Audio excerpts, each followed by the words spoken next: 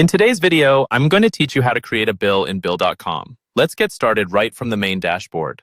Once you're logged in, look for the navigation menu along the top or side of your screen. From there, click on Bills. This is your central hub for everything related to bills, including what's unpaid, what's scheduled, and your full history. Make sure you're in the right company or account if you manage more than one, so the bill ends up in the correct place. Inside the Bills section, you'll see tabs such as Unpaid Bills and All Bills.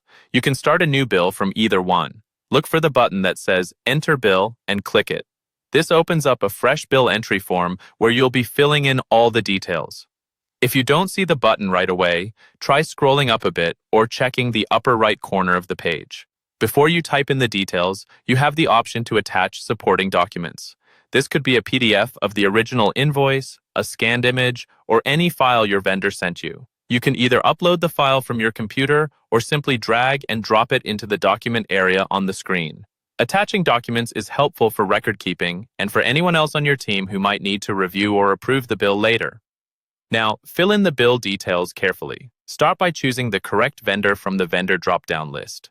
Then enter the total amount, the invoice number from the vendor's invoice, and the invoice date. Make sure these match the original document to avoid confusion or duplicate payments. In the amount or quantity fields, you can actually type basic math like 100 plus 50 or 202, and Bill.com will calculate it for you. This is handy if you're splitting amounts or double-checking totals on the fly. If your account is set up for it, you can add line items to break the bill down further. For each line, you can associate the cost with a specific account, such as an expense category, and in some setups, you can also tag departments or locations. This makes your reporting much more accurate and helps your accounting system stay organized. Once everything looks correct, it's time to finalize.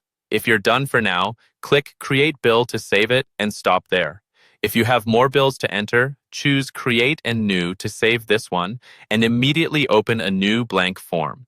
And if this particular bill doesn't require approval and you're ready to pay it, select Review and Pay to save the bill and go straight into scheduling the payment.